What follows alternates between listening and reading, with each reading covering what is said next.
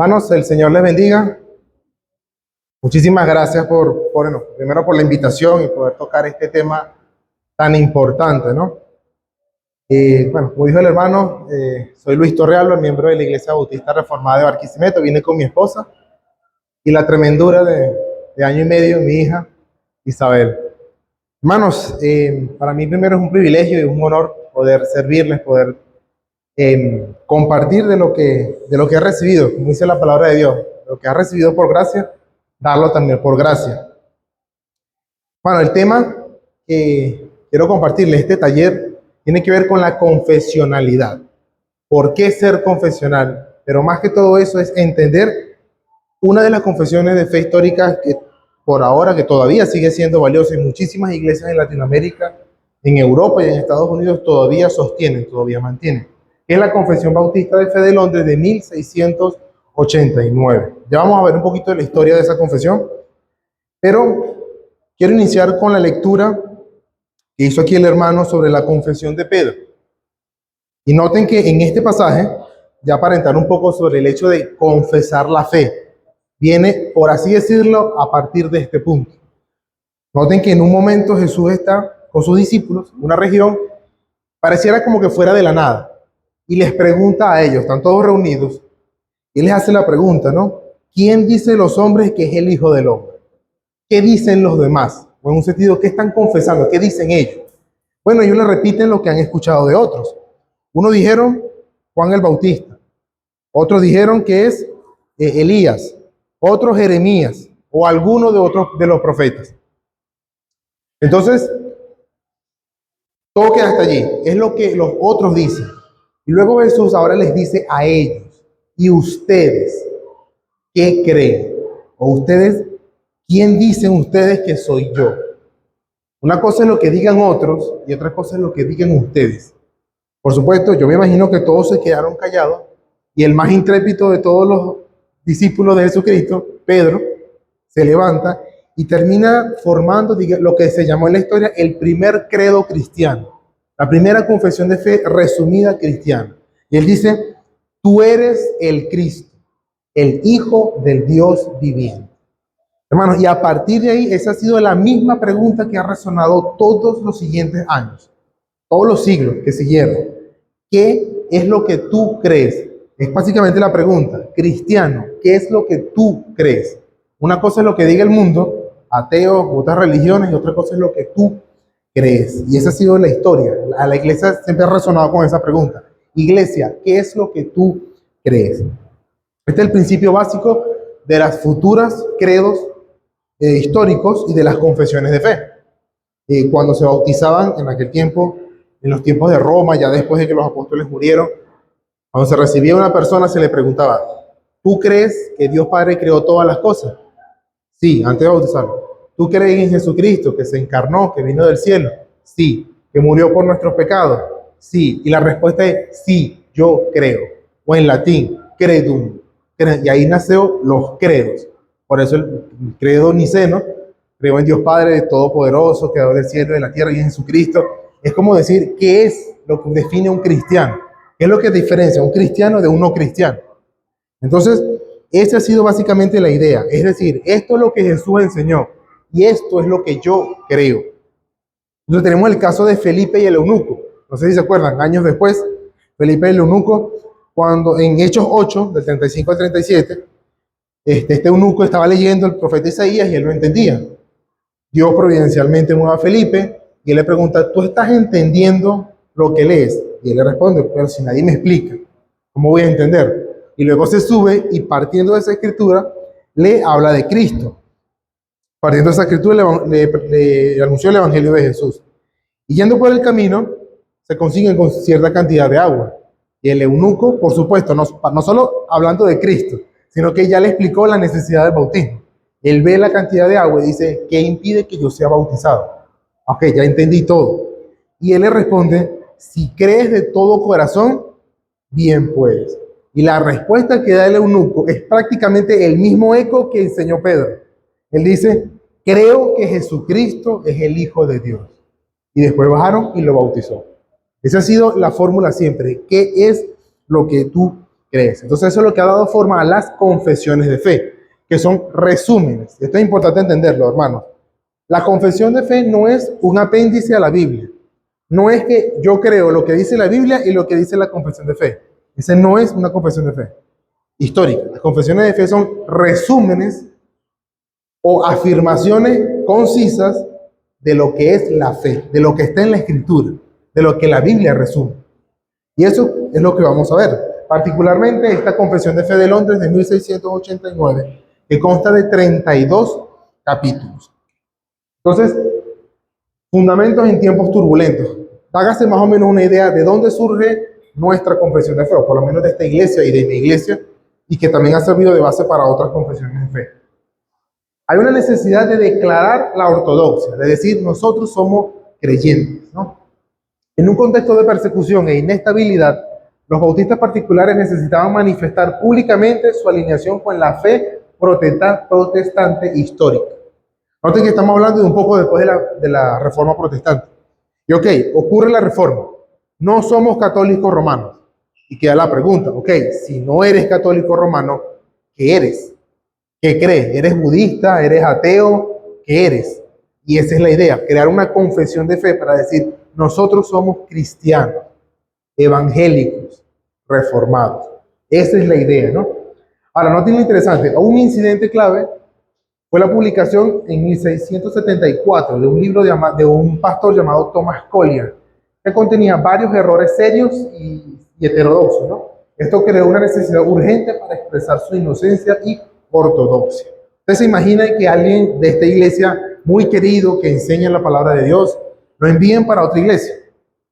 Y estando allá, empieza a decir que es que el Hijo de Dios no es que se encarnó. O sea, lo que pasa es que fue una figura fantasmal y la gente lo confundió.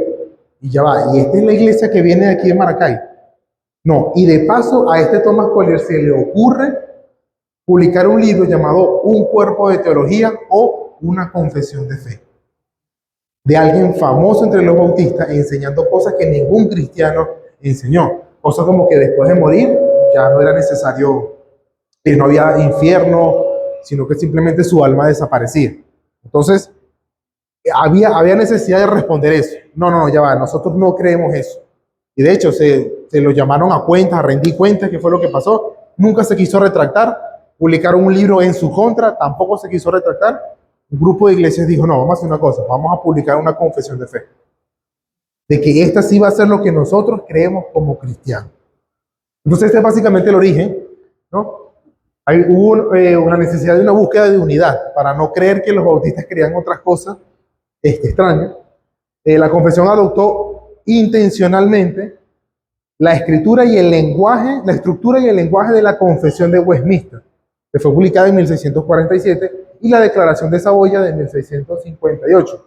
Y noten, y eso está en el prefacio original de esta confesión, para manifestar nuestro consenso con ambos en todos los artículos fundamentales de la religión cristiana. Es decir, nosotros tomamos en cuenta otras confesiones de fe porque es lo mismo que han hecho otros cristianos. Por supuesto, nosotros tenemos un entendimiento de la Escritura, en especial con el asunto del bautismo. Vemos en la Escritura el bautismo de creyentes, no bautizo de niños, y entre otras cosas en cuanto a la eclesiología. Entonces, ¿para qué otra razón se publicó esta confesión de fe? Sirvió como base para la comunión entre iglesias. Provee una base doctrinal para la instrucción de las iglesias y para unirse con otros en una comunión cristiana basada en una fe común. Hermanos, que todos podamos decir que creemos lo mismo es lo mejor que puede existir para poder tener unidad. ¿Cuál es la ventaja de las confesiones de fe escritas? Que es que la iglesia depende de lo que en consenso dice la Escritura y no de lo que diga un hombre. No es lo que se diga el mejor, el que mejor lo explique. Porque puede venir, se habrán dado cuenta que los mayores falsos maestros son los que mejor hablan, son los que mejor explican, pero explican las cosas mal. Entonces, estas confesiones de fe históricas, como nuestra confesión de fe de Londres, lo que hace es tomar los mismos ecos del pasado y lo reformulan de manera que todos podamos tener una base común. Esta confesión de fe no es exhaustiva en todo detalle de la fe cristiana. Hay muchas cosas, y de hecho se pueden sacar libros de 1000 páginas sobre la fe cristiana. Así que esta confesión de fe no es para hablar de exactamente cada detalle, sino los puntos fundamentales de la fe cristiana. Y eso es importante, hermanos, que nosotros lo tengamos en cuenta. Porque fíjese este pequeño detalle. Usted podrá decir, bueno, pero yo no soy maestro, yo no soy pastor, yo lo que tengo son amigos aquí en la iglesia. Pero si una persona le llega con un problema matrimonial, no, que hice esto, después me borraché, ayúdame, necesito que me digas algo. Lo que usted le diga está cargado de todo lo que usted cree de Dios, de la Escritura, de la iglesia, de la providencia, del decreto, de la caída, de la creación, del futuro, de la muerte y la resurrección. Todo está cargado con ese pequeño consejo. Usted le puede decir, ay, tranquila, no hace falta que lo sepa ni el pastor ni la iglesia. O sea, mi entendimiento de la iglesia, de lo que es la iglesia, me hace llevar a decirle a un hermano, tranquilo, eso no pasa nada, porque no se lo digas a la iglesia. Mi entendimiento del juicio final, de lo que yo voy a rendir cuenta, es lo que hace que yo dé el consejo, no pasa nada, con que no hayas matado a nadie. Mi entendimiento de la ley de Dios es lo que me hace decir esas cosas. Así que sí es importante que todos tengamos una fe coherente.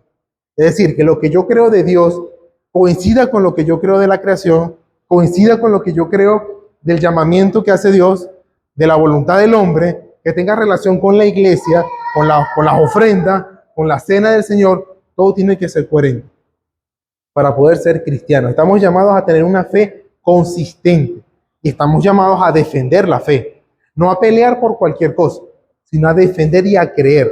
Porque si bien quizás no todos acá somos apologetas y no vamos a hablar contra un ateo, sí tenemos un vecino, sí tenemos hijos a los que tenemos que enseñar y tenemos que luchar contra la incredulidad de ellos. Y tenemos que enseñar la fe, como decía, como Moisés le entregó la ley a todos los israelitas, y la enseñará y la pondrá sobre tu frente y la enseñará. Lo mismo para los cristianos. Usted también tiene que enseñarle la fe a sus hijos. Ese no es trabajo solo del pastor, ese es trabajo de los padres. Así que tener una confesión de fe, saber qué es lo que creo y por qué lo creo, es lo que me da a mí una fe genuina. Y no, bueno, porque lo dice el pastor. No, porque están los amigos míos. No, si lo dice el pastor es porque el pastor lo cree. Y si lo dice es porque debería estar en la escritura. Yo debería estar leyendo la escritura para saber si eso es verdad. Como los nobles bereanos en Hechos. Que cuando Pablo les predicó, ellos escucharon lo que dijo Pablo y fueron a las escrituras para ver si era verdad. Y la Biblia dice que ellos confirmaron que lo que decía Pablo era verdad, era cierto. Bueno, una confesión de fe no es más que el resumen. Y esta confesión de fe que esta iglesia sostiene, que va a ser muy famosa, muy conocida, hace un resumen muy bien de lo que es la fe cristiana.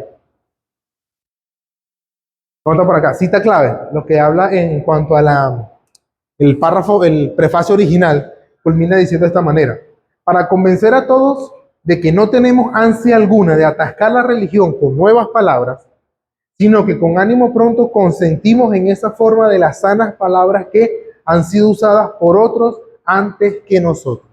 Por eso nuestra confesión de fe se basa en la confesión de Westminster, que a la vez se basa en otras confesiones, incluyendo el credo niceno, la declaración de Calcedonia, que habla de quién es, cómo es Cristo, las dos naturalezas. O sea, es una fe que lo que hace es tomar lo que otros han dicho.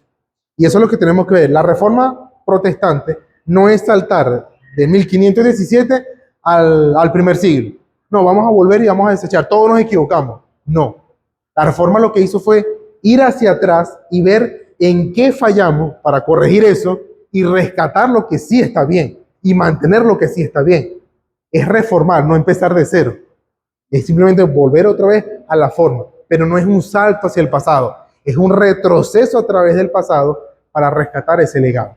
Y en nuestra confesión de fe, si usted lee los antiguos credos, va a notar algunas frases que se repiten, porque es lo que todos los cristianos hemos creído.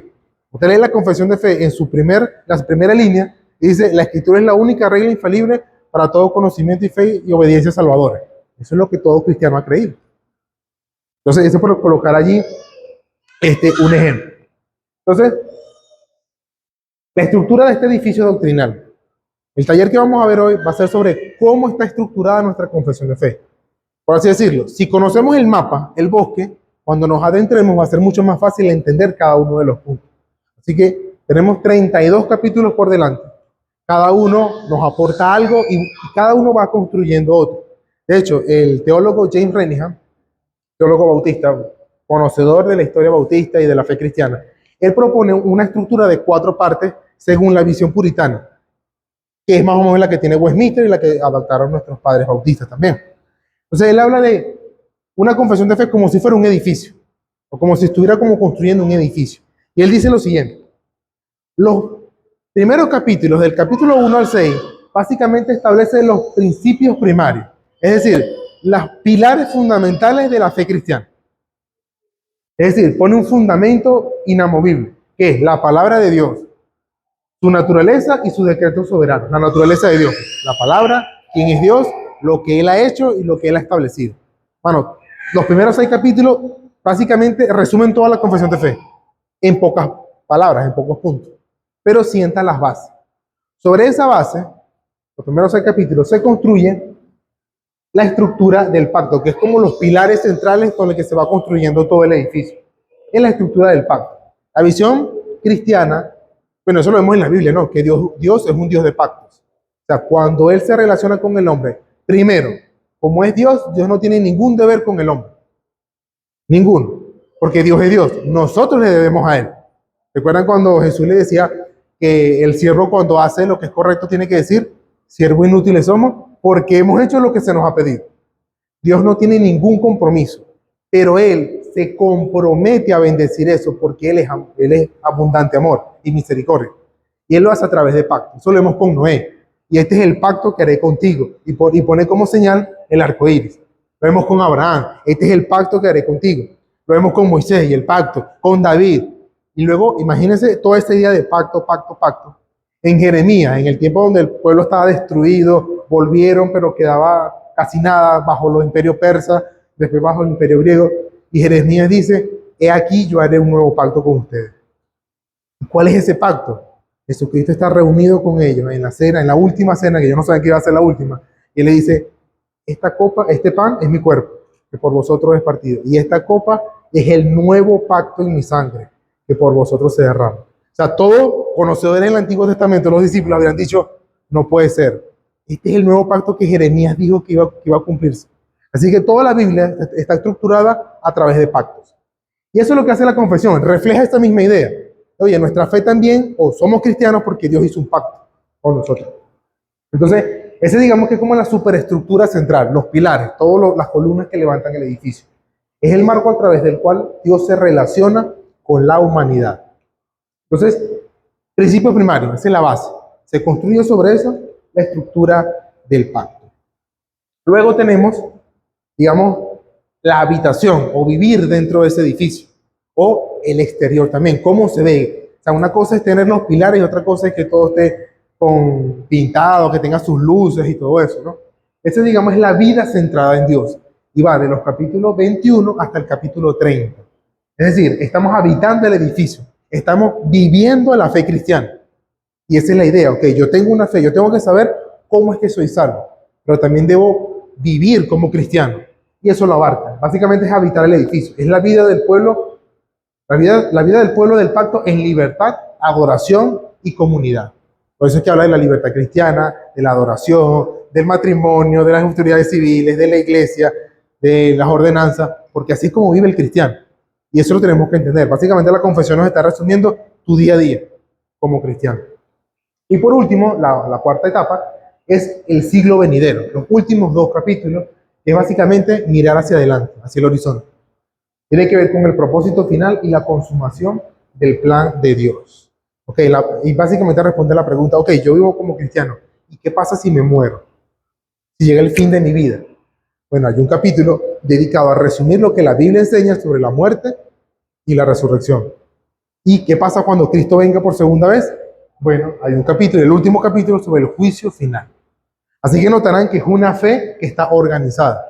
Y es importante que tengamos en cuenta eso, como les decía. Usted puede dar un consejo, enseñarle a sus hijos, a predicarle a una persona, y todo lo que usted, cada palabra que usted diga está cargada con cada uno de lo que usted cree de eso. O como decía el que ahora partió con el Señor, el teólogo R.C. Sproul, él decía, todos somos teólogos. Unos son buenos teólogos y unos son malos teólogos. Todos tenemos un conocimiento de Dios, todos. Nadie es totalmente ignorante. Solo que unos lo llenan con la Biblia y otros lo llenan con su especulación, con lo que creen. Cosas como que, Bueno, al final Dios me quiere, lo importante es que seamos buenos. Ajá, ¿y de dónde sacaste tú esa información? ¿Cómo sabes tú que lo importante es que seamos buenos y no lo que dice su palabra? Porque es la teología que esa persona tiene. Dígame, cuando uno va en la escritura, uno dice, no, no es lo que yo me parezca, es lo que Dios dice. Principio regulador de la adoración, por poner un ejemplo. Entonces, esta es básicamente la estructura de nuestra confesión de fe. Principios primarios, la estructura del pacto, que esa tiene otra estructura, la vamos a ir viendo más adelante. La vida centrada en Dios o la vida cristiana y el siglo venidero. Entonces, vamos a entrar entonces con el primer punto.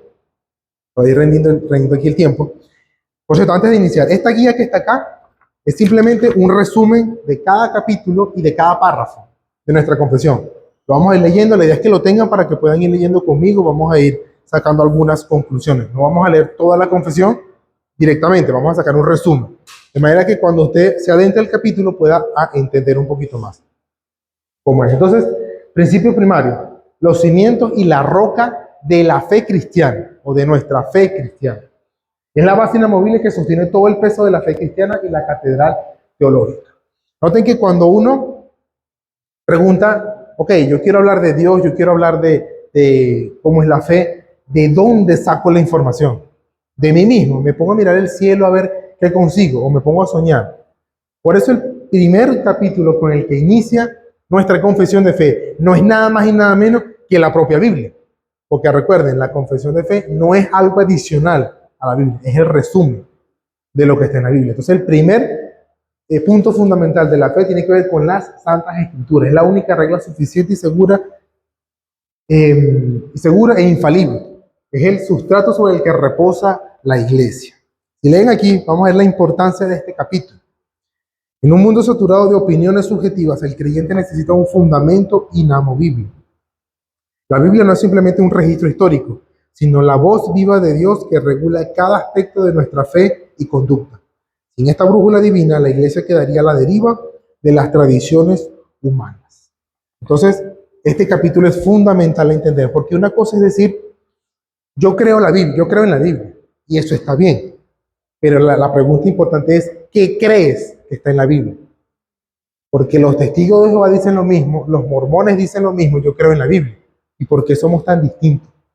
Porque tenemos otras creencias, porque no es creer en la Biblia, y eso está muy bien, eso debería ser lo primero, sino qué es lo que yo creo que está en la Escritura. Si yo le pregunto a usted, ¿qué es la Biblia? ¿O qué debemos creer de la Biblia? La confesión de fe nos ayuda a plasmar, a organizar todas las ideas que tenemos de manera organizada. Noten de qué trata el primer párrafo. Este capítulo tiene 10 párrafos sobre solamente la Escritura. El primero tiene que ver con la suficiencia de la Biblia. Habla de la naturaleza, que aunque la naturaleza muestra la sabiduría de Dios, no muestra la salvación. Son suficientes para decirle al hombre, tú sabes que hay un Dios.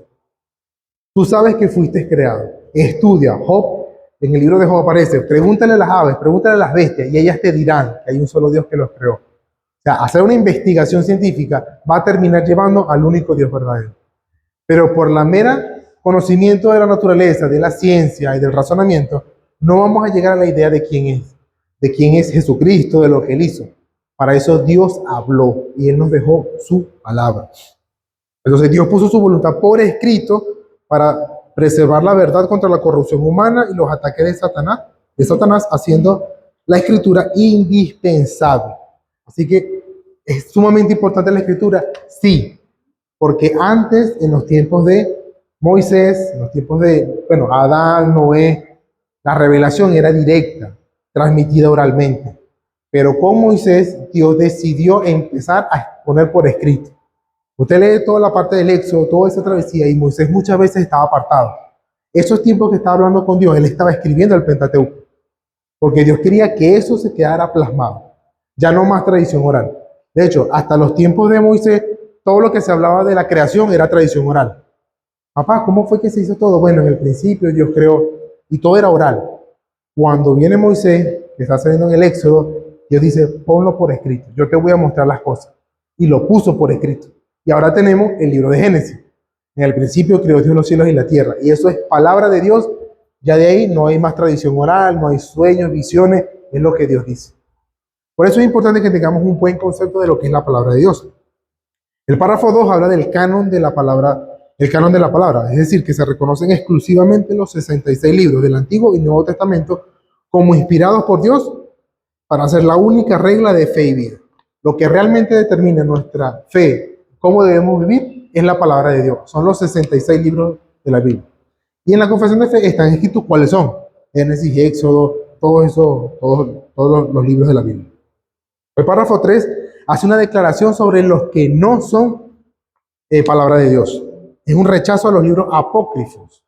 Es decir, los que no son de inspiración divina no tienen autoridad para la iglesia y deben tratarse como cualquier otro escrito humano. Esa idea, no, el evangelio según tal, el evangelio según que hay un evangelio que habla de la vida de Jesús. Eso no es palabra de Dios. Eso es un invento y nosotros como cristianos no nos basamos en eso. Y eso incluye lo que la Iglesia Católica llama los deuterocanónicos, que son otros de segunda categoría, pero que forman parte, no, los cristianos evangélicos decimos, esos no son palabra de Dios, sino los 66 libros de la Biblia. Párrafo 4, la autoridad divina. Es decir, ¿por qué la escritura es nuestra regla de fe y vida? ¿Porque lo escribió Moisés? ¿Porque lo escribió Jeremías? No, porque lo inspiró Dios. Pues él es su último autor. Es decir, lo que Moisés redactó, lo que Josué quiso redactar, los cronistas en Primera de Reyes, en Segunda de Crónica, eso que fue escrito, los salmos, fue lo que Dios quería que eso quedara plasmado. Por eso tiene autoridad. No porque lo escribió David, no porque lo escribió Isaías, sino porque Dios lo inspiró. El papel que tiene el Espíritu Santo, párrafo 5. Aunque la Biblia, uno puede decir, muestra su excelencia, todas sus partes, la armonía, cómo habla del Dios y la salvación, y muestra que es palabra de Dios, la única forma de que nosotros podamos creer verdaderamente en la palabra de Dios es que el Espíritu Santo obre en nuestro corazón. Sin eso, los muertos se pueden levantar, tenerlos aquí, no vamos a creer. A no ser que el Espíritu Santo obre. O sea, noten cómo hasta ahora no es lo mismo decir, sí, yo creo en la Biblia, ya. A decir, yo creo que la Biblia es suficiente, son 66 libros solamente, son de autoridad porque Dios lo inspiró y porque el Espíritu Santo ha puesto en mí la fe para creer en él. Noten cómo tu definición de la palabra de Dios se expande.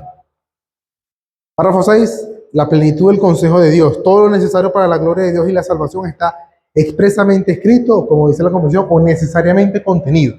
Es decir, que si yo reflexiono de la palabra de Dios bien, de un pasaje a otro pasaje y hago las conexiones, eso es suficiente para entender lo que Dios ha querido dar o el consejo de Dios. No se debe añadir más nada, ni por supuestas revelaciones o tradiciones. Es que yo soñé, voy a escribir Apocalipsis parte 2, porque yo vi unas bestias y todo. No, Dios inspiró y hasta ahí llegó. Entonces, todo lo que necesitamos para la salvación. Y ojo, y aquí es importante. Si usted quiere reparar un carro, se le daña una bujía y usted no sabe cuál comprar, usted no vaya a la Biblia para ver cuál bujía va a comprar, ni cuál tipo de aceite necesita. Porque la Biblia tiene temas mucho más trascendentales que eso. Ahora usted dice, bueno, pero yo solo vendo zapatos, yo solo soy comerciante, yo soy profesor, qué sé yo. Ajá, pero si yo voy a dar una clase de cómo son las ecuaciones, cómo elevar al cuadrado, en la escritura no me aparece eso. No, pero te enseñas los principios básicos de cómo debes regir tu carrera, de cómo debes vender. Te enseña que no debes robar. Te enseña cómo debes ser honesto ante tu prójimo, cómo debes ser sabio, lea Proverbios, lea Eclesiastés en la vida. Te enseña todos los principios para que usted pueda desempeñar eso. De verdad, la Biblia no me va a enseñar cómo preparar una comida para alguien, pero sí me va a enseñar que mi hermano es imagen de Dios y que yo no lo puedo defraudar. Que si yo hago algo mal hecho, yo puedo atentar contra su salud, por lo tanto lo estoy matando. Estoy quebrantando el sexto mandamiento. Notarán cómo la Escritura sí me enseña los principios básicos sobre los cuales yo puedo desarrollar todo lo demás. Dios ha escrito 2 libros, uno en la naturaleza y otro en la Escritura. Usted quiere aprender de matemáticas, de cómo reparar un carro, cómo jugar un deporte, use la naturaleza, use su cerebro, use su mente. Pero para la salvación y para lo que considera la fe, use la Escritura. Para eso se sirve la Escritura y para eso es que se tiene que utilizar la Escritura. Párrafo 7, la claridad de la Escritura. Es decir, todo lo necesario para la salvación, lo necesario está claro en la Escritura. Ojo, no significa que toda la Biblia es igual de clara. Y nosotros sabemos y nos hemos encontrado con algunos pasajes que no sabemos cómo es, que no sabemos cómo entenderlo. Pero la Escritura no nos deja solo. La Escritura tiene puntos muy claros, que a veces, por esos pasajes complicados, queremos como que excusarnos para no seguir la Biblia, cuando hay pasajes muy claros que sí nos hablan de cómo debemos vivir. Pues la Escritura es clara en cuanto a todo lo necesario para lo que es la salvación. Y usando los medios ordinarios, se puede entender la Biblia. No hay que ser un erudito, no hay que ir a un seminario, a una universidad. Hay que leer constantemente la Escritura. Bastante. Y usar los medios ordinarios. Uno de los medios ordinarios es la iglesia. Estar con maestros, con pastores, que prediquen la palabra de Dios. Y así uno puede entender. Párrafo 8 sobre los idiomas originales y las traducciones. Como la Biblia fue escrito en hebreo y en griego, y nosotros no entendemos ni hebreo ni griego, es importante que las escrituras se traduzcan. Y de hecho, por esa razón es que hay sociedades misioneras que traducen la Biblia, porque ellos ven la importancia. Si la palabra de Dios es importante para todo ser humano, el que habla chino tiene que tener la palabra de Dios escrita en chino. El que habla, qué sé yo, japonés, tiene que tener la Biblia en japonés. El que habla Yanomami, tiene que tener la Biblia en Yanomami también. Por eso es importante la traducción de la Biblia. Párrafo 9 sobre la interpretación bíblica, sobre cuál es la regla infalible para interpretar la Biblia. ¿Y cuál es? Que la Biblia se interpreta a sí misma. Ese es el principal. Y a partir de ahí están todas las demás reglas hermenéuticas que uno puede estudiar en un seminario. Pero la más básica es la Biblia interpreta a la Biblia, o la Biblia se interpreta a sí misma. Los pasajes difíciles se interpretan a la luz de los pasajes más claros. Por ejemplo, yo puedo leer Génesis 1. En el principio creó Dios los cielos y la tierra estaba desordenada y vacía, y dijo Dios, haga tal cosa. Yo puedo decir ahí, Dios estaba creando todas las cosas para mostrar y manifestar su gloria. Eso está en el capítulo 1. Ahora, eso que yo dije no está literalmente en el capítulo 1, ¿verdad que no? Está una narración. Pero el mismo Dios que creó todas las cosas inspiró el Salmo 19. ¿Y qué dice el Salmo 19? Los cielos cuentan la gloria de Dios y el firmamento anuncia la obra de sus manos. Salmo 19 me ayuda a interpretar Génesis 1. La Biblia se interpreta a sí misma. Dios creó todas las cosas en Génesis 1 para mostrar su gloria. Ahí no lo dice, pero Salmo 19 sí lo dice. Y eso es suficiente. Es más, yo puedo decir que Jesucristo creó ahí. Él estaba ahí creando todas las... Fue Jesucristo el que estaba hablando. Ah, pero ya va, en Génesis 1 no dice, y Jesucristo dijo. No, pero Colosenses me dijo, y todas las cosas por él fueron hechas. Juan me dice, y sin él, sin Jesús, nada de lo que existe fue hecho. Ah, entonces, Juan y Colosenses me ayudan a interpretar Génesis 1. ¿Notan cómo la Biblia se interpreta a sí misma? Ahora, ¿que esto es fácil? No, por supuesto que no es fácil. Pero por eso es importante leer la Escritura, tener la Biblia como el centro de nuestra fe. Por eso es el fundamento, es lo que se sostiene toda nuestra fe cristiana. El último párrafo habla sobre el juez supremo. En toda controversia, si yo no estoy de acuerdo con algo, no es que a mí no me parece esto, yo no voy a decir, a mí no me gusta que tú expliques eso. O el otro no va a decir, es que a mí no me gusta que tú enseñes así. No, el juez supremo no es lo que yo pienso, lo que yo siento. Es la Escritura. La Escritura dice, por este pasaje dice. Es más, si yo agarro este pasaje y lo uno con este pasaje, mire lo que me enseña. Es el juez supremo, no yo, no el pastor, no un grupo de iglesia, no una convención de iglesia. Es la Escritura. Así que eso es lo que trata el primer capítulo de la Escritura. Entonces, tenemos la Escritura. Seguimos para lo demás.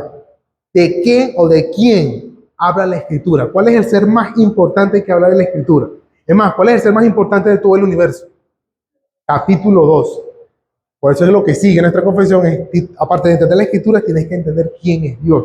Se habla de Dios y de la Santa Trinidad. Un ser divino e infinito entre su existencia. Es como más o menos la analogía de la roca madre del edificio, o el pilar principal sobre el cual se sostienen todos los demás pilares.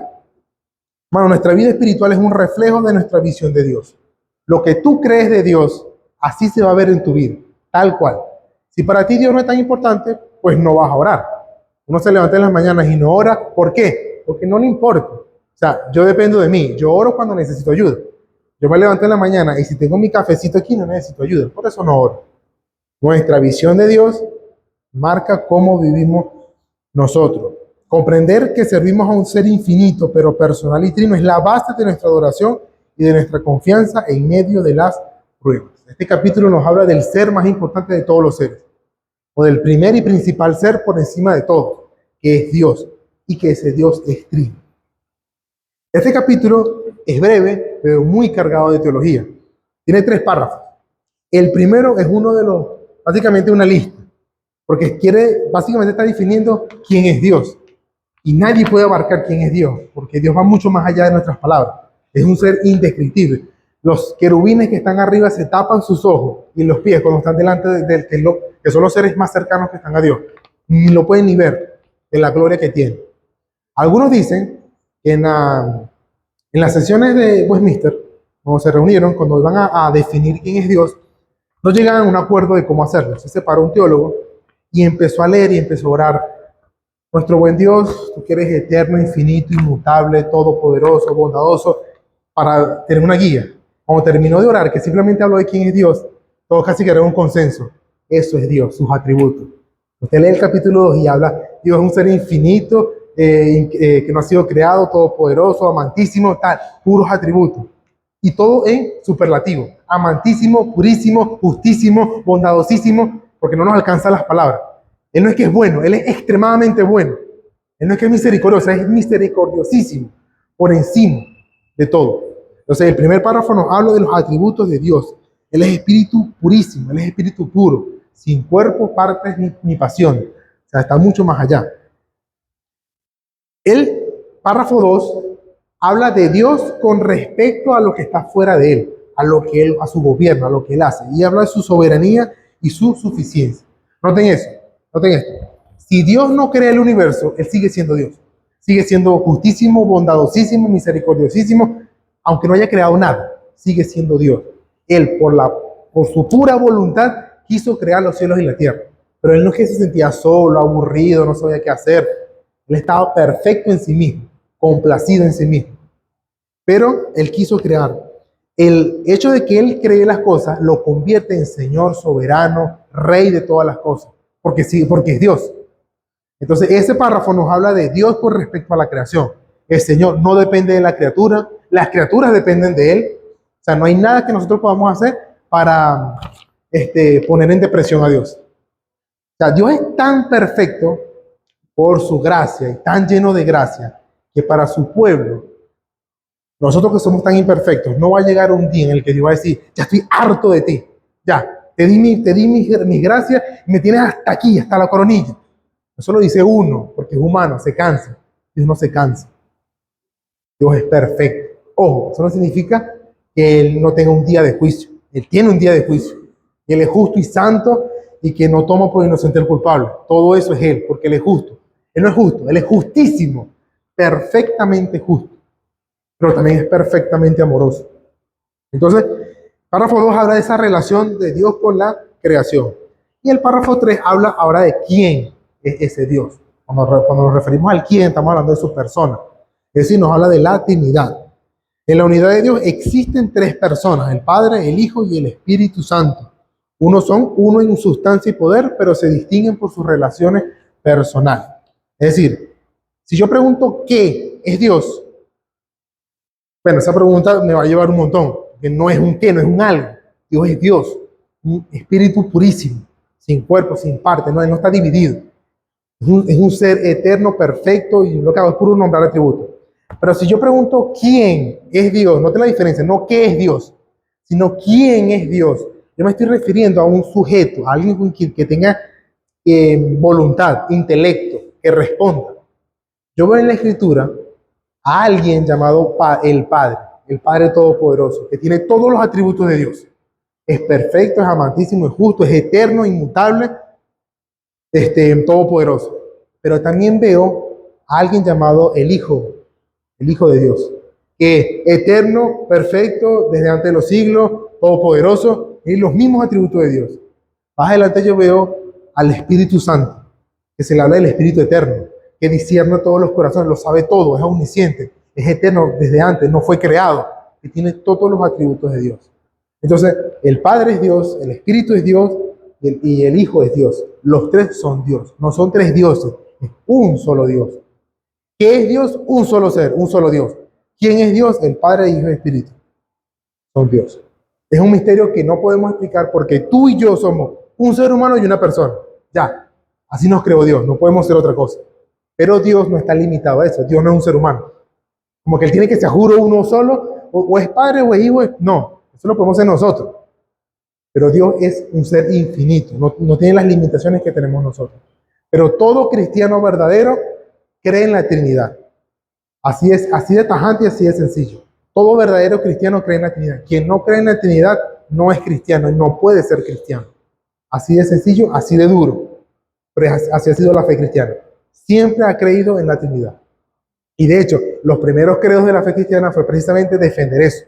Muchos dicen que no, que en Constantino con el credo niceno en Nicea fue que se inventó la Trinidad. Si uno se pone a estudiar bien la historia, no es que se inventó la Trinidad. Era que había un consenso que no hace falta escribirlo, todos estábamos de acuerdo. Hasta que se levanta uno y dice, no, es que el Hijo es algo parecido a Dios. Cuando todos estamos de acuerdo que Jesucristo es Dios. Y que alguien diga, no, sí, es muy parecido a Dios. Vaya, ¿cómo que muy parecido a Dios? ¿O es Dios o es muy parecido a Dios? Yo creo que Jesús es muy parecido a Dios. Eso fue Arrio, con esa idea de que Jesús no era, es como un punto intermedio. Dios creó a Jesucristo y Jesucristo creó todas las cosas. Hermano, ningún cristiano en ese tiempo creía eso. Eso lo creían los filósofos paganos griegos, que tenían la idea de un ser intermedio o de la escala de ser. El ser más alto en el lobo, y como van reduciéndose los seres. Un ser menos perfecto, hasta que vamos nosotros. Y después menos perfecto, animal, perro, gusano, y así van deteriorándose los seres. Entonces yo decía, bueno, Jesucristo debería ser como un punto más alto que el ser humano, pero más bajo que Dios. Y los cristianos decían, no. Por eso Juan, en la segunda y tercera epístola, la primera, perdón, carta de Juan, él dice, quien no crea que Jesucristo ha venido en carne, no es de Dios. Y este es el espíritu del anticristo, el que no confiesa que vino en carne, que ese Dios todopoderoso se hizo carne. Ya en ese tiempo se estaban hablando de esas cosas. Y el apóstol Juan fue muy tajante en la Biblia. Quien no crea que se hizo hombre, tiene el espíritu del anticristo. Entonces, la fe cristiana es trinitaria. Necesariamente es trinitaria. Entonces, bueno, tenemos los dos primeros capítulos. Vamos desarrollando nuestra fe cristiana, vamos armando nuestra fe como un edificio. Todavía faltan otros pilares. Tenemos la palabra de Dios, nuestra fuente, regla de todo conocimiento salvador. Tenemos al ser que está por encima de todos los seres, la primera causa por encima de todo que creó los cielos y la tierra y todo lo que existe. Ok, si yo hago la pregunta, ¿qué hizo Dios entonces? Que es un solo eterno. Antes de todas las cosas, ¿qué hizo Dios? Esa pregunta, ok, si Dios es eterno, o sea, cuando se inició los cielos y la tierra, no es que inició Dios, Dios ya estaba, por la eternidad ya estaba. Él creó los cielos y la tierra. Entonces, ¿qué hizo Dios antes de todas las cosas? Antes de todas las cosas de crear. Capítulo 3 tiene que ver con el decreto de Dios. ¿Qué hizo Dios? Decretó. Es así de simple, pero tan profundo. Decretó todas las cosas desde antes de la fundación del mundo. Notarán que esa frase, desde antes de la fundación del mundo, se repite en muchas ocasiones en la Escritura. Desde antes de que las cosas fueron creadas. Él decretó el propósito eterno y el sapientísimo consejo de su voluntad que preordina todo medio y fin estructural. ¿Por qué tenemos los cielos y la tierra? Porque Dios decretó todas las cosas que iban a suceder, las que están sucediendo y las que van a suceder. Él hizo un decreto, porque Él es eterno. Dios no es que vamos a crear a ver qué pasa. Voy a cielo, tierra, vamos a ver qué hago. A ver, no se me ocurre nada, voy a esperar un día. Voy a hacer una luz. A ver qué pasa. Voy a hacer una luz aquí de la nada. Después, no sé, vamos a separar aquí, no sé, tinieblas. No, ella tenía todo preparado. Ella tenía en mente a Jesucristo hecho hombre, muriendo en la cruz antes de que la primera luz en el universo se creara. Para Dios no hay plan B. Para Dios siempre ha habido un plan A y es el que está llevando a cabo. Siempre. Entonces es importante entender. Ahora, este tema, por supuesto, trae mucha controversia, pero es importante entenderlo. Porque nuestro Dios no es un Dios que está viendo qué hace aquí en la tierra. Ay, está hay una guerra en Irán, ¿y ahora qué hago? Chicos, ¿cómo salgo? No, ya decretó todas las cosas. La soberanía de Dios, en resumen, no es una idea fría, sino el mayor consuelo para el cristiano. Saber que nada ocurre por azar, sino bajo un plan sabio, nos permite descansar en su fidelidad, incluso en el dolor. Noten eso, ¿no? Nada ocurre al azar, porque sí. De repente no había nada y ¡pum! Se crearon los cielos y la tierra. Y Dios, ¿qué pasó? ¿Qué pasó aquí? No, Él lo creó porque Él determinó todas las cosas. Entonces es importante entenderlo. A Dios nada se le escapa de las manos porque Él ya lo sabe. Ahora bien, no es que lo sabe porque vio en un corredor del tiempo y vio todas las cosas, como si todas esas cosas que ocurrieran sin Él. Si yo pienso esa idea, yo estoy viendo a Dios como un ser pasivo. Él está puro mirando, no interviene, solo mira. Ah, mira, Él me aceptó. Ah, solo, porque yo no voy a intervenir. Eso no es nuestro Dios, porque no deja que las cosas ocurran solas y ya. Él es el que sostiene, energiza todas las cosas. ¿Por qué los átomos que tenemos todavía siguen unidos? Porque Dios sostiene cada molécula de nuestro ser. Todas las cosas ocurren porque Él lo ha decretado. Entonces, esa idea de que Él ve todas las cosas en el futuro y después, por eso es que yo lo sé, hace que Dios sea un ser que aprende. En un punto Él no sabía nada. Él tuvo que ejecutar un programa, por así decirlo, ver el futuro y aprendió algo. Eso rompe con lo que hemos visto de quién es Dios, que es sapientísimo, omnisciente. Es decir, Dios no puede saber más de lo que ya sabe. No puede saber más porque ya lo sabe todo. Todo. No puede aprender algo más. Ay, no sabía eso, chicos. Qué bueno que hiciste eso. Uno es el que está aprendiendo siempre. Todos estamos aprendiendo, siempre. Dios no necesita aprender nada. A Él nada lo toma por sorpresa. Entonces, para poner una analogía un poquito sencilla, pero para que sea una idea. Si yo de repente, si mi esposa me dice, Luis, ¿dónde están las llaves? Y yo de una vez le digo, está en la segunda gaveta del mueble negro. Así de una vez. Oye, hay dos maneras de yo poder tener ese conocimiento. Que yo vi que ella, sin saber, ella metió la llave en la segunda gaveta y la cerró y se le olvidó. Pero yo estaba en la cocina y lo vi. Yo aprendí algo. Yo no interactué, yo aprendí algo. Y cuando me pregunta, no, está en la segunda gaveta. ¿Por qué? Porque tú lo hiciste, yo lo vi. O yo la puse allí, yo la cerré, yo la coloqué allí. Y cuando me pregunta, yo lo sé porque yo lo puse ahí. Más o menos, quitando algunos defectos de la analogía, es el conocimiento que tiene Dios.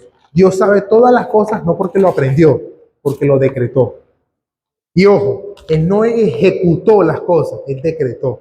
Él le puso un orden a los acontecimientos. Él no movió la mano de la gente para que lo haga. La gente hace sus cosas, pero todas las cosas ocurren según el plan de Dios. ¿Cómo hace eso? No tengo idea, porque nosotros somos seres humanos y yo tengo que decirle las cosas a alguien para que la haga. Si yo quiero estafar a alguien, yo le digo a alguien, mira, dile tal cosa. O sea, yo tengo que ejecutar cosas. Dios simplemente decreta, todos hacen lo que les da la gana y todo sale tal cual como Dios lo decretó. Solo Dios sabe hacer eso. ¿Qué fue lo que le decía a Pedro en la predicación con los discípulos? Decía, todos aquí se reunieron contra tu santo hijo. Los fariseos y Poncio Pilato, todos quisieron conspirar. ¿Qué dice Pedro? Y todos hicieron cuanto tu mano ha decretado que sucediera. La cruz de Cristo, Dios preparó la madera y el árbol con el que iba a matar a su propio hijo por salvación. Nada se le escapa de las manos. Pilato dijo, yo me lavo las manos, tal cual como iba a suceder. Judas se sintió traicionado por no ser un caudillo, un rebelde militar que iba a acabar con Roma, sino que simplemente se está entregando, se está enseñando la paz. Judas decía, no, chico, ¿qué es esto? Yo prefiero venderlo, chico. ¿Y qué fue lo que le dijo Jesús cuando está en la cena? Judas, lo que tengas que hacer, hazlo pronto. ¿Se imagina el conocimiento que tenía él? Él no lo tomó por sorpresa. Lo que tengas que hacer, hazlo pronto. Y se para y se va. Y todos los discípulos, sin saber qué iba a pasar. Jesucristo lo sabía desde antes, de hace tiempo. Y Él no obligó a Judas a hacer eso. Judas lo quiso hacer, pero ya sabía.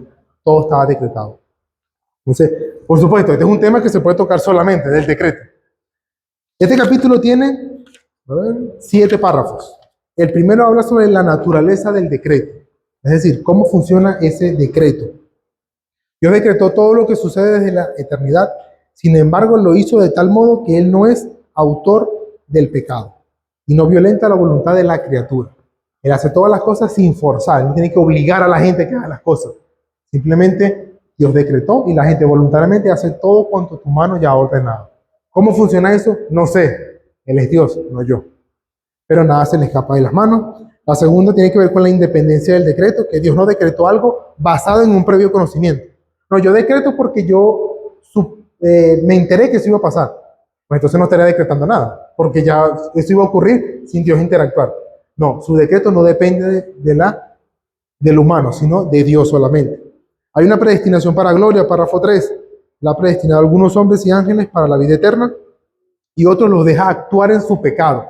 Nota, no es que los obliga a pecar, los deja, les retiene, les quita su gracia y ellos hacen lo que les da la gana. Como decía un pastor, El infierno al final va a ser darle lo que todo pecador quería. ¿Qué decía el pecador en su vida? Yo no quiero estar con Dios. ¿Y qué hace Dios? Le entrega eso, no vas a estar conmigo. Y eso es el infierno, no estar con Dios. Así que no es que los obliga a pecar, ellos pecan porque quieren.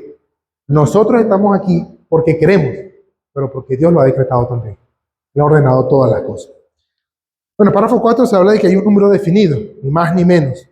El párrafo 5 habla sobre la elección incondicional, que desde antes de la fundación del mundo, Él decidió salvar, quiso salvar sin que nada lo moviera a ello. El párrafo 6 habla de los medios. Dios no solo designó a los elegidos para gloria, sino que preordinó todos los medios, la redención por Cristo, llamamiento, justificación, adopción y santificación. Bueno, este párrafo es importante porque hay unos que dicen, bueno, pero si Dios decretó todas las cosas y ya predestinó, entonces ¿para qué evangelizamos? Si ya Dios predestinó todo. Bueno, Él predestinó el comienzo y el final y el medio también de cómo se iba a lograr las cosas. Nadie va a ser salvo si no les predica. Eso fue decretado por Dios. Nadie puede ser salvo si no escucha el evangelio, si no lee su palabra, si no ha sido llamado, si no ejerce fe. Todo eso lo decretó Dios. Y así van a suceder las cosas. Mire su vida. ¿Por qué usted está aquí? Porque en algún momento alguien le predicó. Alguien le predicó algo. Eso fue en el momento. No fue antes y no fue después. Sí, por lo general, la gente que llega a la fe mucho mayor, por lo general dice, si yo hubiera sabido esto de más joven, no hubiera cometido tantos errores, no hubiera hecho eso, no dañé a mi familia. Pero el Señor lo decretó así. A lo mejor tenía que aprender algo de esa manera. No lo sabemos. Pero hay unos que son llamados desde más temprano. Dios lo decretó así, que desde antes pudieran ser llamados. Párrafo 7, y esto es importantísimo para cerrar la idea de qué es lo que yo entiendo del decreto. El uso pastoral de esta doctrina. Este misterio debe tratarse con prudencia. La certeza del llamamiento eficaz asegura la elección eterna, motivando a la humildad, la diligencia y el consuelo. Si hemos entendido bien el decreto de Dios, no vamos a ser arrogantes, sino humildes. ¿Por qué? Porque Dios es el que decretó todas las cosas, no yo. Yo no sé qué va a pasar mañana. Yo cuando salgo tengo que mirar a ambos lados porque puedo tener un accidente. Desde mi perspectiva, yo no soy Dios. Así que decir, bueno, pero es que eso lo decretó Dios. O sea, al final es culpa de Dios. No, porque a mí Dios no me movió, no me obligó a hacer las cosas. Yo las hice. ¿Todo estaba decretado? Sí. Hay gente que ha llegado al Evangelio por un accidente. Se estrelló y casi pierde la vida y conoce el Evangelio. Bueno, usted se imaginará qué tan duro era ese corazón que hacía falta un accidente de tránsito para que llegara a la fe. Imagínense lo duro de ese corazón, que ya le han predicado antes y no respondió. Ah, bueno, pero como Dios quiere tener a su pueblo y lo ama desde antes de la fundación del mundo, Él dice, yo quiero que estés conmigo. Y Él va a hacer lo que sea para que estés con la familia de la fe. Entonces, ¿qué significa esto? Que yo no me puedo agarrar del decreto para hacer lo que me da la gana. Como dice la Escritura, Deuteronomio, las cosas secretas pertenecen a Jehová, mas las reveladas a nosotros. ¿Quién va a morir? ¿Quién va a vivir? Eso lo sabe Dios. Mi deber es, sexto mandamiento, no matarás. Es mi deber. Lo que hace Dios, Él decide cuántas muertes van a haber, cuáles van a ser para su gloria y todo lo demás. Entonces eso más bien me lleva a mí a ser diligente. Hermanos, pero también da un consuelo. A saber que por más dura que sea la prueba, la circunstancia, Dios así lo decretó. Era lo mejor que yo necesitaba en este momento. No tengo carro, no tengo plata, no tengo nada. Es así tal cual lo que Dios decretó. Eso debería motivarnos a la humildad. En lugar de decir, pero Dios, ¿pero por qué? Cuando uno dice así, bueno, pero ¿por qué a mí, Señor? Uno está queriendo decir, yo tengo mejores planes que tú. Si tú me has dado el control a mí, yo organizo mi vida mejor. Así de arrogante se ve cuando uno dice, bueno, pero ¿por qué yo? ¿Por qué me tiene que pasar eso a mí? Cuando uno entiende el decreto, uno dice, Señor, estoy en tus manos. Yo voy a hacer lo que me corresponde. Las cosas reveladas me corresponden a mí. Yo voy a ser honesto en mi trabajo, yo voy a decir lo que pasó, no voy a robar, así eso me cueste el dinero, la plata. Pero tú eres el que ha decretado todas las cosas. Entonces, importantísimo este tema, ¿no? Vamos a avanzar un poquito más rápido. Bueno, ante la pregunta, ok, Dios, ¿qué hizo Dios? Decretó todas las cosas desde antes de la fundación del mundo. Ok, y yo puedo hacer la siguiente pregunta. ¿Y cómo llevó a cabo eso el decreto? Ya decretó, no existía nada, solo el Dios Trino solamente y decretó todas las cosas. ¿Y cómo lo llevó a cabo? ¿Qué fue lo primero que hizo Dios para llevar a cabo todas las cosas? Capítulo 4. La creación. Estamos hablando de la transformación del mundo. ¿Qué fue lo primero que hizo para ejecutar su plan? La creación. Y vamos a hablar aquí del terreno y la caída, el mundo físico creado por Dios y la ruina que hizo necesaria la redención estructural. Capítulo 4. Todo fue hecho de la nada en 6 días, declarando la gloria de su poder y su sabiduría. De eso trata el capítulo 4. Reconocer a Dios como creador, establecer nuestra identidad como criaturas. Es una premisa básica de la fe cristiana. Principio básico de la teología. Tú y yo no somos Dios. Dios es el único Dios, nosotros no somos Dios. Básico. Y eso nos ayuda a ser humildes, a acercarnos con reverencia en oración y a la Escritura. Porque yo no inspiré la Escritura, sino Dios. Él creó todas las cosas. Yo no me creé a mí mismo. Por lo tanto, todo lo que yo soy se lo debo a Él. Por esa razón es que todos los seres humanos le van a rendir cuentas a Dios. Todos. Porque las moléculas que tenemos nosotros en nuestro cuerpo no son nuestras, sino de Dios. El ser, lo que yo respiro, mi movimiento, es de Él, no mío. Por eso yo voy a rendir cuentas a Él. Entonces, ¿qué se nos habla en el capítulo 4? Se nos habla del párrafo 1, el acto creativo de Dios. Al Padre, al Hijo y al Espíritu Santo les agradó crear el mundo y todo lo invisible en 6 días. Al terminar, Dios declaró que todo era bueno en gran manera. El Padre, Hijo y Espíritu Santo crearon todas las cosas. En el principio, Dios el Padre, creó los cielos y la tierra. Versículo 2, y el Espíritu de Dios se movía sobre la faz. Ese moverse como revolotear, como inspeccionar, empezar a ejecutar algo. Versículo 3, y dijo Dios, el logo, la palabra de Dios, Cristo, y dijo Dios, hágase. Padre, Hijo y Espíritu Santo crearon todas las cosas. Párrafo 2 del capítulo 4 habla sobre la creación del hombre. Dios creó al ser humano, varón y hembra, con almas inmortales, en conocimiento, justicia y santidad. Tenían la ley escrita en su corazón y poder para cumplirla, pero eran mutables. Y versículo 3, párrafo 3, habla del mandato y la felicidad de Adán y Eva. Además de la ley interna, recibieron el mandato de no comer del árbol del conocimiento. Mientras obedecieron ese mandato, fueron felices y tuvieron dominio con la creación. Dios creó al ser humano con un sentido natural de la ley. Todos los seres humanos somos seres morales, somos seres éticos. Para nosotros, todo ser humano, sea de la religión que sea, tenemos lo bueno y lo malo. Siempre. Siempre, no importa la religión que sea. Siempre. ¿Por qué? Porque Dios es Dios bueno que ha establecido lo que es bueno y lo que es malo. Y nosotros estamos hechos a imagen y semejanza de Dios. Así que es importantísimo entender el tema de la creación. Somos seres creados, le debemos a Dios. Ok, Dios creó todas las cosas. Y todas las cosas ocurren por sí mismas. O sea, desde que creó todas las cosas hasta hoy en día, eso se creó solo. No. ¿Qué es lo que mueve? ¿Qué es lo que hace que se ejecute, que se lleve a cabo todo? Capítulo 5, la divina providencia. Dios sigue teniendo el control. Dios no creó todas las cosas y se fue. Ah, ya me voy. No, Él sigue, Él es creador que sostiene, dirige y gobierna infaliblemente todas las criaturas y todas las cosas. Desde lo que le sucedió a Adán y Eva hasta los ángeles y hasta hoy en día. Él sostiene, dirige y gobierna. Note que no dice que Él obliga. Note que no dice que Él empuja a hacer las cosas. Sostiene, dirige y gobierna. Por eso Dios le puede pedir cuentas a todos los que hacen lo malo. Bueno, Señor, pero tú decretaste esas cosas. Tú las hiciste. De tu corazón salieron. Y lo va a mostrar en el día del juicio. Tú lo quisiste hacer. Dios, como gobernador, como alguien que sostiene, hace que todas las cosas que sucedan, todas, siempre tiendan a la gloria de Dios. No existe nada que no tenga un fin para glorificar a Dios, ya sea en justicia o en amor, como sea. Ah, pero es que ocurrió un accidente, se murió no sé quién, tantas muertes. ¿Cuál es el propósito de Dios? La respuesta que yo le diría es, no lo sé, porque yo no soy Dios. Dios sí lo sabe y eso es suficiente. Él lo sabe. ¿Por qué sucedió esto? Porque así tenía que suceder. El ejemplo que utilizo yo, como el aire acondicionado. Yo antes pequeño no sabía cómo funcionaba un aire acondicionado, pero mi desconocimiento no hacía que el aire se apagara. Yo no tenía ni idea y eso funciona. Bueno, que yo desconozca los planes de Dios no quita el hecho de que Dios tiene su plan. Quizás a esa persona le tocaba rendir cuentas en ese momento. También el pecado sirve para mostrar lo que hay en el corazón, para mostrar lo que es el hombre sin Dios. Es Dios diciéndole a la humanidad, miren cómo es el hombre sin Dios. Miren lo que hacen cuando no tienen a Dios. Y cuando vean a los cristianos, es Dios diciéndole, miren lo que hacen los cristianos cuando tienen a Dios. Nota, son sus planes. Él decide cómo hacerlo. Pero la providencia orquesta todas las cosas.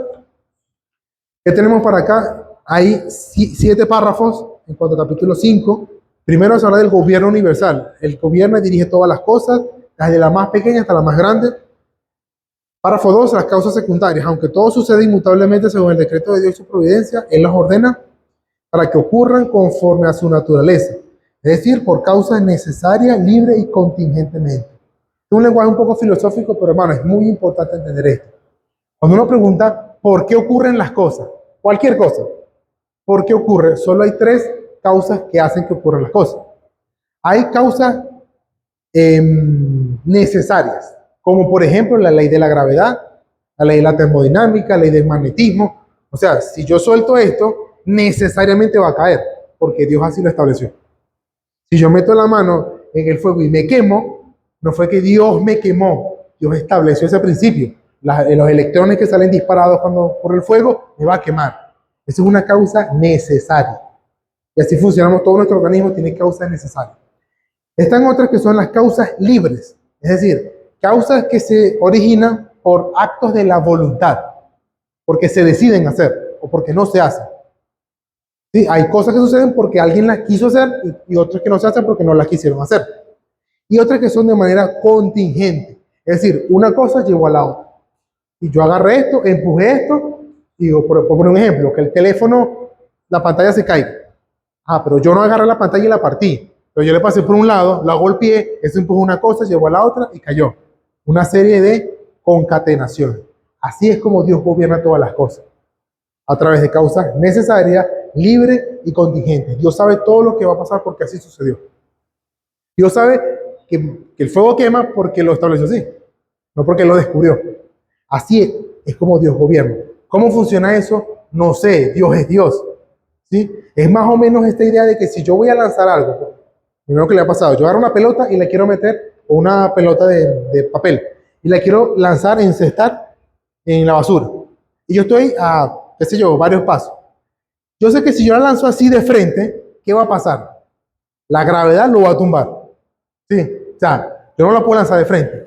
¿Qué es lo que yo hago? Yo tomo y escuchen esto, yo tomo en cuenta la gravedad y la lanzo más arriba, porque yo sé que la gravedad, yo no voy a empujar la pelota para abajo, la gravedad lo va a hacer. Y eso, ¡plac!, va a caer. O sea, yo considero, tomo en cuenta que las cosas caen. Bueno, algo así, salvando la distancia, es como Dios gobierna. Dios sabe que los seres humanos van a tomar de malas decisiones. Dios sabe el corazón de los seres humanos. Y Dios usa eso para su plan.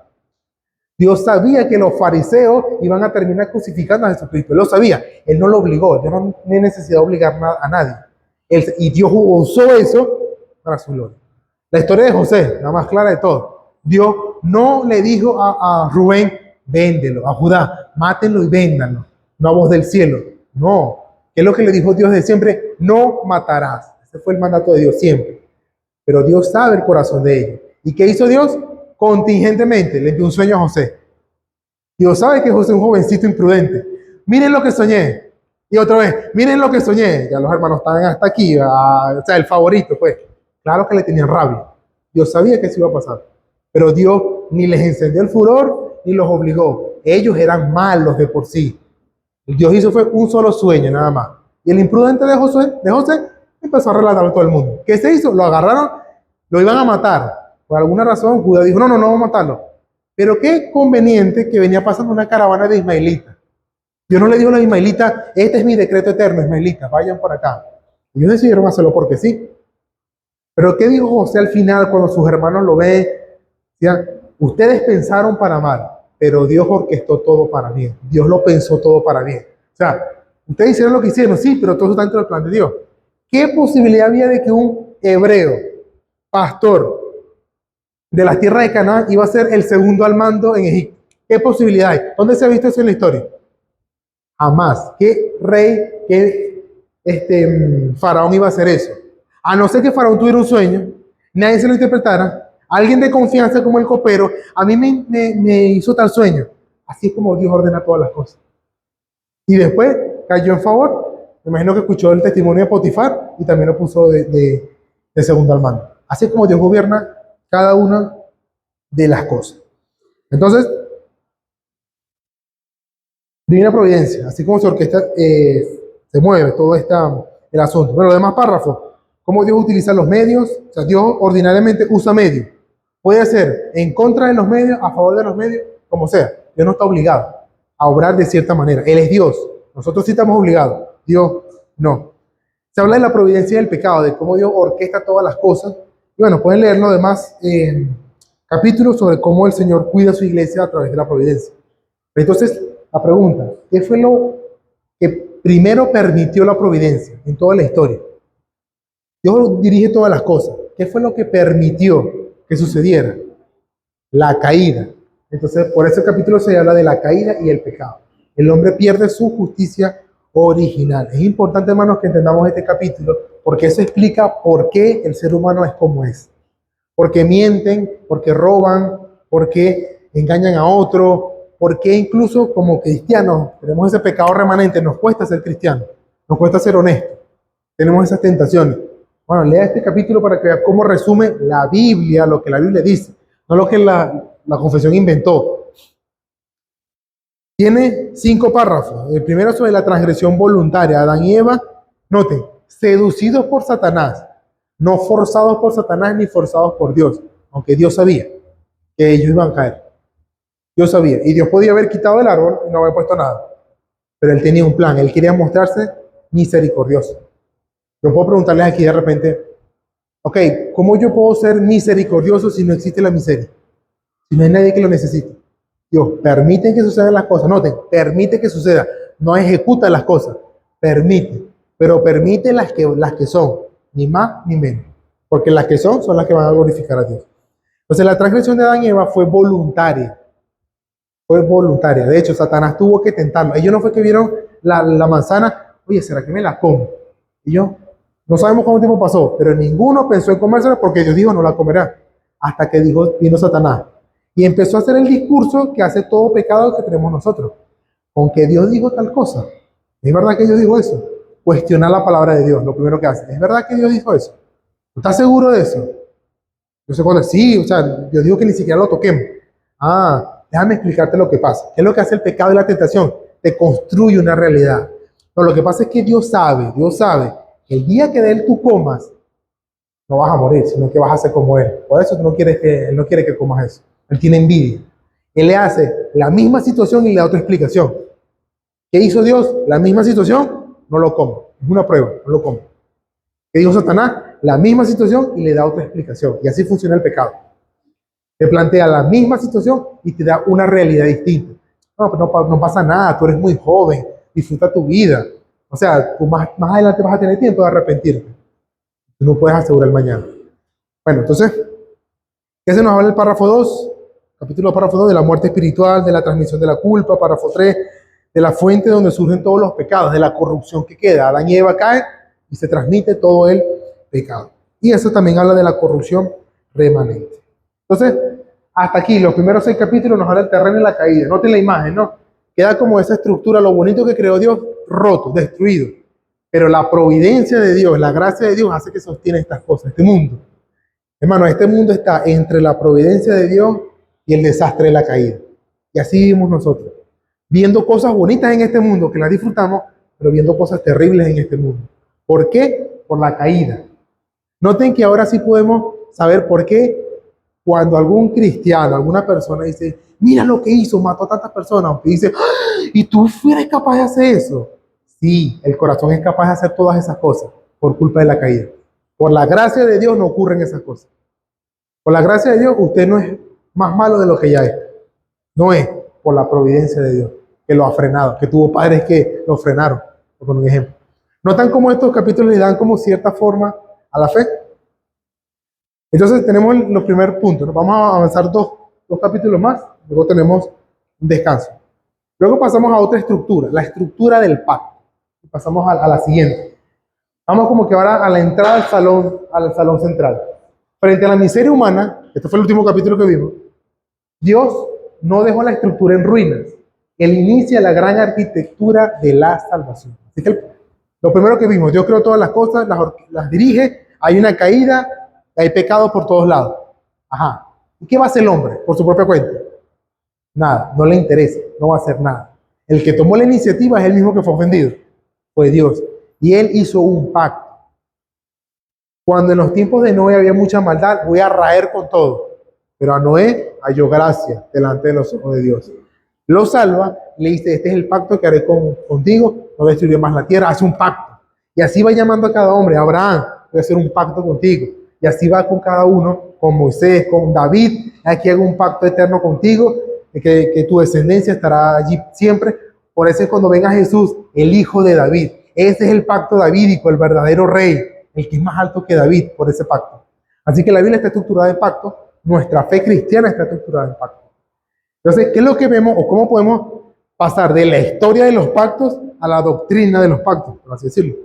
Capítulo 7 nos abre la entrada, la definición de pacto. Ok, ¿qué es eso del pacto de Dios? Nos habla del pacto de gracia, la condescendencia voluntaria de Dios, donde ofrece vida y salvación por medio de Cristo a los pecadores caídos. No, la salvación no es un derecho del hombre, sino un regalo de Dios. Dios se comprometió a salvar. Noten que hasta lo que hemos visto hasta ahora le está dando forma a nuestra fe. Por eso es importante tener una confesión de fe y conocer nuestra confesión de fe. Porque lo que estamos estudiando es resumir lo que dice la Biblia sobre la fe cristiana. Hay básicamente 3 párrafos en este capítulo. El primer párrafo habla sobre la condescendencia voluntaria. Es decir, Dios, la distancia entre Dios y el hombre es tan alta que por más que el hombre se esfuerce, no le puede exigir nada a Dios. Nada, y menos en la condición caída. ¿Qué es lo que hace Dios? Él se rebaja y Él quiere ofrecer eso. Es decir, usted, por poner un ejemplo, por ser un buen padre, Dios no le debe nada a usted, pero Él se comprometió a bendecir a los buenos padres con buenos hijos. Él quiso. Porque usted no le va a llegar a Dios diciéndole, mira Dios lo que hice, págame pues. Usted le va a llegar a Dios en un momento, mira lo bien que yo hice, dame lo que merezco. No. Él dice, tú no me debes nada, pero si lo haces, yo te quiero recompensar por eso. Sé fiel, yo te recompenso por eso. Eso es dentro del pacto, dentro del marco del pacto. En párrafo 2 habla del pacto de gracia. Al caer el hombre bajo la maldición de la ley, agradó al Señor hacer un pacto de gracia, ofreciendo vida y salvación por medio de Cristo, y prometiendo dar su espíritu para dar la fe a los elegidos. Es decir, cuando Adán y Eva caen, Dios viene a juzgar y pregunta directo a la conciencia, ¿dónde está Adán? Básicamente la pregunta no es tanto en qué parte del lugar está, es como si le dijera, tú sabes del estatus donde has caído, ¿dónde estás ahora? Ya no estás con Dios, ahora estás caído, ¿dónde estás? Y él está escondido. Lo va, le hace una maldición a la serpiente, y se imagina a Eva diciendo aquí, escuchando el eco de Dios, ciertamente morirá. Y Dios haciendo juicio. Y cuando va con la serpiente, llega y le dice, maldita serás, te arrastrarás por la tierra, pondré enemistad entre ti y la mujer, y entre tu simiente y el hijo que le voy a dar a ella. Y Eva como que, ¿a qué voy a tener un hijo? No me voy a morir todavía. O sea, el Dios que lo va a juzgar, te voy a sentenciar, y tu descendencia, todos tus hijos de ahora en adelante, con todos los hijos que ella va a tener. Y después cuando le habla con ella, sí, vas a tener hijos, pero vas a parir con dolor. Con dolor vas a dar a la luz a tus hijos. No va a ser fácil. Y Adán, no te vas a morir, pero con el sudor de tu frente comerás el pan. Y la sentencia es que va a terminar muriendo. De hecho, las genealogías pasan de 936 años que duró Adán a 900, 800 y tal. Vayan leyendo la genealogía, los tiempos. Y va bajando 100 hasta que llega a los 100. Ciertamente morirá, es la sentencia. Y todavía sigue vigente. El día que de él coma, ciertamente morirá. Pero él prometió algo. La simiente de la mujer que aplastaría a la cabeza. Ese ha sido el comienzo de ese pacto de gracia. Lo que Jeremías dijo, he aquí voy a hacer un nuevo pacto. Y ya más nunca me acordaré de sus pecados. Cuando Cristo viene, esta es la copa del nuevo pacto en mi sangre. Notan cómo hay una progresión y se cumple con Cristo. Y el párrafo 3 habla que la revelación y el fundamento de ese pacto. Este pacto se reveló progresivamente en el Evangelio y tiene su fundamento en la transacción eterna entre el Padre y el Hijo. Noten que ese párrafo 3 nos devuelve el capítulo 2 y el capítulo 3 de la confesión. Hay un Dios, Padre, Hijo y Espíritu Santo. ¿Qué hicieron los tres? Hicieron un acuerdo eternamente para salvar a la humanidad. El Padre orquesta toda la salvación, el Hijo voluntariamente toma la humanidad y muere en lugar de su pueblo, y el Espíritu Santo recoge a sus escogidos. Entonces, ese es el capítulo 7. Ajá, ese es el pacto. ¿Quién dirige ese pacto? ¿Quién es la cabeza de ese pacto que va a hacer la salvación? Capítulo 8, el siervo del pacto, de Cristo el mediador. Ya definimos el pacto. Ahora, ¿quién lo va a dirigir? Jesucristo. Y este capítulo es sumamente importante. Nos habla de que es el Dios verdadero y hombre verdadero, el único profeta, sacerdote y rey que cumple las demandas de la ley y paga el precio de la redención. Es realmente, Jesús es el corazón del cristianismo mismo. Somos cristianos porque seguimos a un tal Cristo, Jesús, el Hijo de Dios, la esencia de la fe cristiana. Tú eres el Cristo, el Hijo del Dios viviente. Así que esta parte aquí es importante. Digamos que este es como el pilar central de la fe cristiana. Y este capítulo me encantaría que se lo leyeran, que lo aprendieran, sobre todo el párrafo 2, que hace un resumen hermosísimo de quién es Jesús. Pero noten, en el párrafo 1 se nos habla de sus oficios. Ajá, es mediador, pero ¿qué va a ser? Profeta, sacerdote y rey. ¿Por qué es necesario que sea profeta? Para que nos revele la voluntad de Dios. Es tan amplio su papel de profeta que él mismo es el cumplimiento de todo el Antiguo Testamento. Cuando Juan el Bautista, el último profeta del Antiguo Pacto, que está escrito en el Nuevo Testamento, pero es el Antiguo Pacto, él estaba enseñando, apenas vio a Jesucristo, ¿qué es lo que él dijo? He allí el Cordero de Dios, que quita el pecado del mundo. ¿Ustedes recuerdan todos los sacrificios que habían? Él es el cumplimiento. Él es el profeta, el verdadero, que Moisés dijo, he aquí yo levantaré un profeta entre ustedes. A él, oigan, era ese Jesucristo. Entonces, un sacerdote. ¿Por qué? Porque él ofrece el sacrificio e intercede por nosotros. Él es el sacrificio y él ofrece el sacrificio. Cuando él dice, yo pongo mi vida por las ovejas. Y o sea, yo pongo mi vida, a mí nadie me la quita, yo pongo y la vuelvo a tomar. Él es el sacerdote. Y él es el rey. Él es el que gobierna y defiende a su pueblo. Si fuera por nosotros mismos, no iríamos a Cristo. Necesitamos un conquistador que venga y conquiste nuestro corazón para ir a Cristo. Por eso es importante entender a Cristo como mediador, profeta, sacerdote y rey. Se nos habla de su persona, que es verdadero y eterno Dios, el resplandor de la gloria del Padre. Una forma de decir el resplandor de la gloria del Padre es decir, es exactamente lo mismo que el Padre, porque es la gloria de Dios. Y nota que en el Antiguo Testamento dice que Dios no comparte su gloria con nadie. Con nadie comparte Dios su gloria. Pero el Hijo es el resplandor de esa gloria. O sea, con quien sí lo comparte. Es decir, ese Cristo es Dios también. Tomó una naturaleza humana sin pecado. Él no es un ser humano sin pecado. Hay dos naturalezas, divina y humana, se unieron inseparablemente en una sola persona. Verdaderamente Dios y verdaderamente hombre. Y esa es la forma correcta de hablar de Dios. Muchos dicen, no, 100% Dios, 100% hombre. Y está bien. Pero en cierto sentido no está bien, porque o es 100% una cosa o es 100% la otra. O una o la otra. Y Él es las dos cosas. La formulación confesional correcta es verdaderamente Dios y verdaderamente hombre. Verdadero Dios en todo sentido y verdadero hombre en todo sentido. Ojo, no estoy diciendo que si 100% esté mal, no estoy diciendo eso. Solo que la forma más correcta de decirlo es verdadero Dios, verdadero hombre. Y por último se nos habla de su obra, su perfecta obediencia y el sacrificio de sí mismo que ha satisfecho plenamente la justicia de Dios. Él fue el que logró la reconciliación, no nosotros. Ninguno de nosotros, de los que estamos acá, o de cualquier cristiano, fue primero a Dios a pedir perdón. Nadie. Cristo vino a lograr ese perdón, a morir por nuestros pecados. Y por eso Él es el mediador. Entonces, en cuanto al pacto, tenemos la disposición de Dios. Dios envía un mediador. Este mediador quiere la salvación.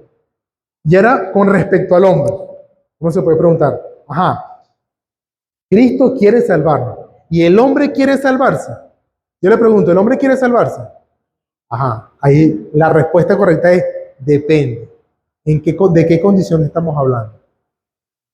Por eso el siguiente capítulo se habla del marco pactual, es decir, del libre albedrío. Cuando considera al hombre, ahora lo considera según su voluntad, porque la voluntad de Dios es salvar, Él quiere salvar. ¿Y el hombre quiere ser salvo? Depende. Y entonces la confesión, cuando responde, hay hay 5 párrafos, y lo que hacen es hacer una teología bíblica de cómo ha sido el estado del hombre en cada condición con respecto a Dios. Entonces, hay una limitación natural, por supuesto. El hombre natural está completamente opuesto al bien y muerto en pecado. Carece de la fuerza para convertirse a sí mismo. Es decir, Usted lee el párrafo 1 del capítulo 9, él dice, Dios creó la voluntad humana con una libertad natural que no está forzada al bien o al mal por necesidad de la naturaleza. Es decir, no hay algo en tu pulmón, en tu brazo, que te lleve a hacer el mal.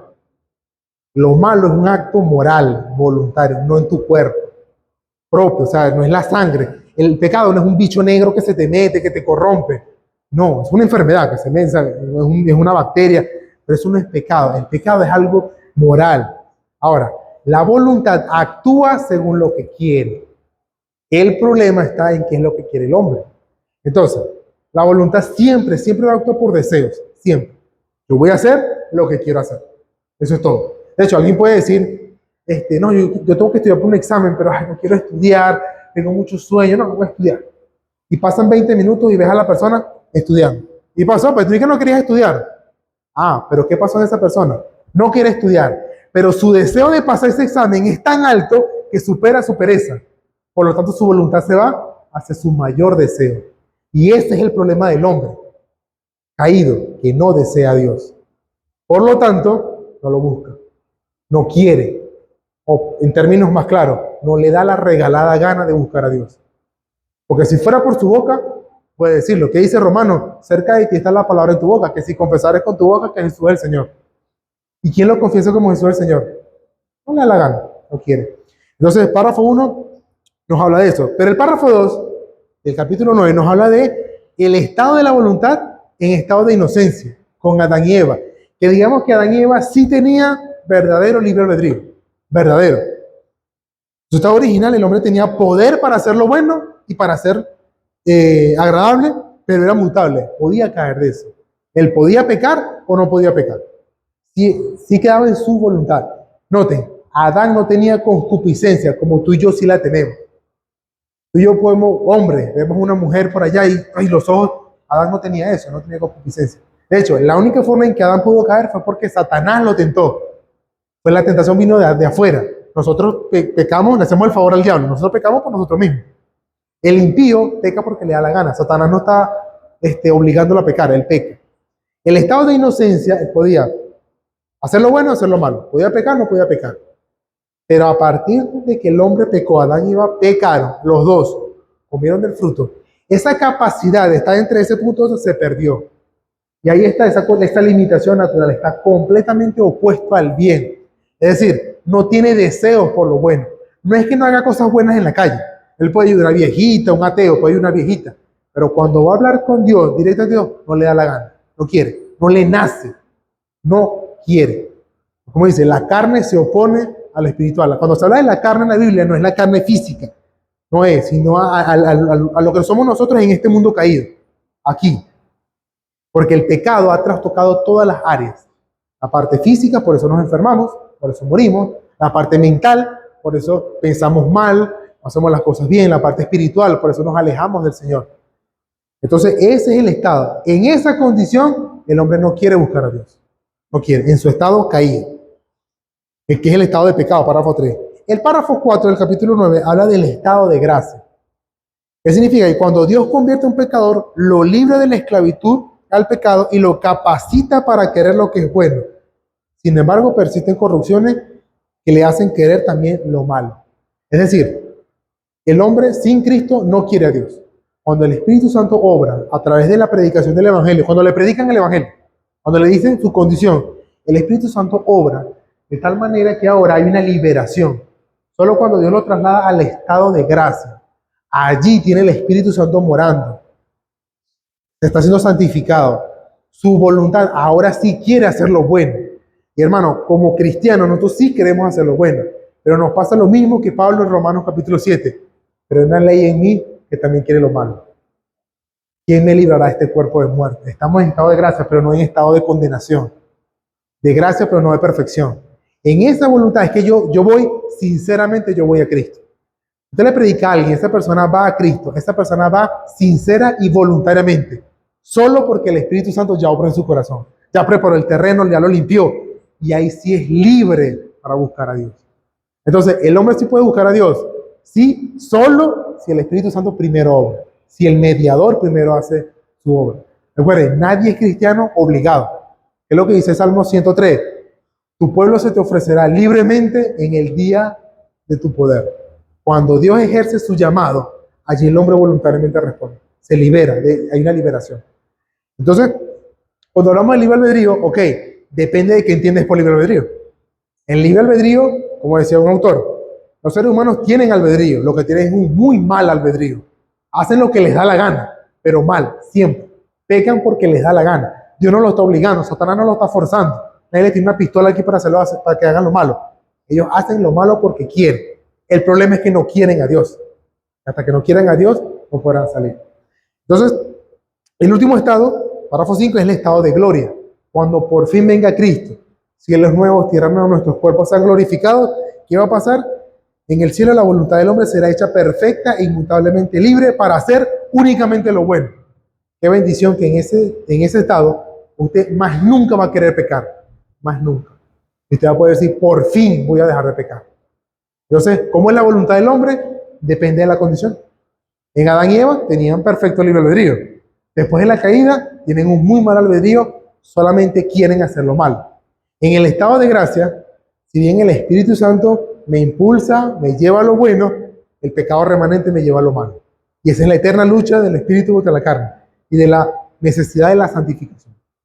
Entonces, hasta aquí, vamos a dejarlo hasta aquí. Hemos visto ya un montón de temas y eso puede servir para explicar por qué caemos en pecado. ¿Por qué miramos tonterías en redes sociales cuando no tenemos que verlas? Por ese pecado.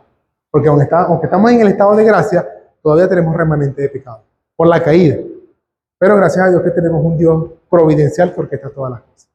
Bueno, vamos a tomarnos unos 15 minutos.